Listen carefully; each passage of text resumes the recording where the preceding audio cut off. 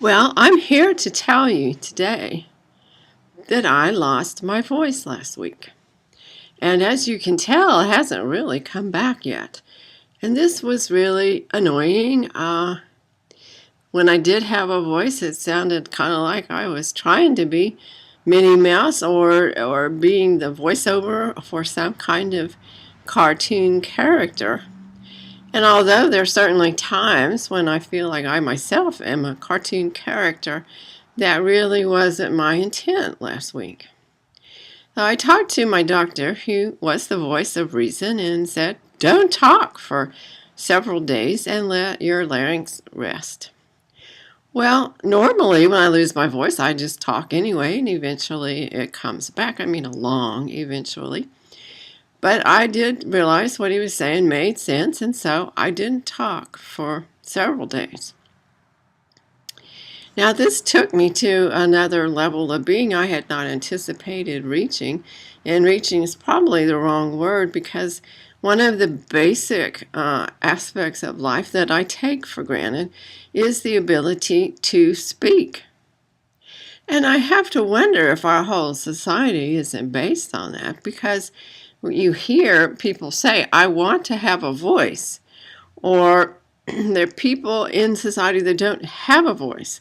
Well, actually, probably those people can speak. They don't have laryngitis, but it's like their voices are not heard. So it's not that I didn't feel like I was not being heard. I felt that I had no way to express myself through a non-typing method. I tried mime, but that didn't work very well. I was talking to my landlord about what we have in this city, which are confetti-filled eggs that we crack over people's heads at a particular fiesta that comes up in this month, actually. And so I was miming the egg, and he just thought, why is she hitting herself on the head, and thought I was perhaps a little more out there than usual.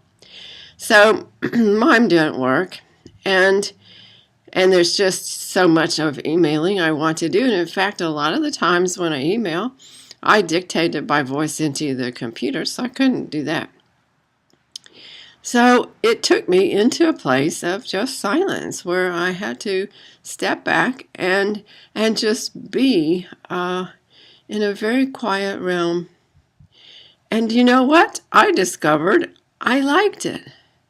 I really did.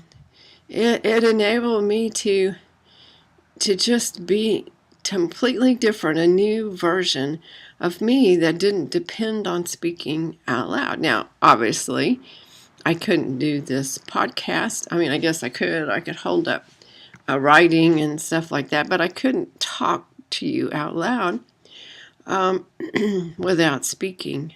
So it got me to thinking, what are the real basic fundamentals of life that I take for granted and that I really want to have in my life? And certainly I do want to be able to have a voice, but the voice I want to have is really not so much about the voice I use to speak out loud. It's the voice I use to connect with other people, which is something I do through drawing or painting. It's something I do through writing. In many ways, when I communicate with somebody, it's about what they do not say. It's about their nonverbal behavior. When I paint, a large part of my paintings or my drawings are about negative space, which is the space that's not covered by marks or colors.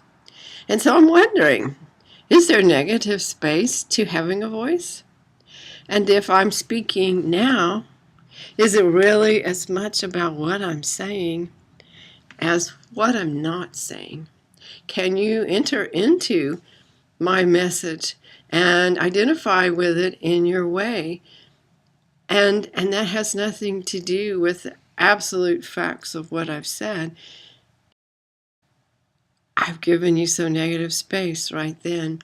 And in that space, in that pause, what did we both discover? I'm wondering, is the richness of life often found in the pauses?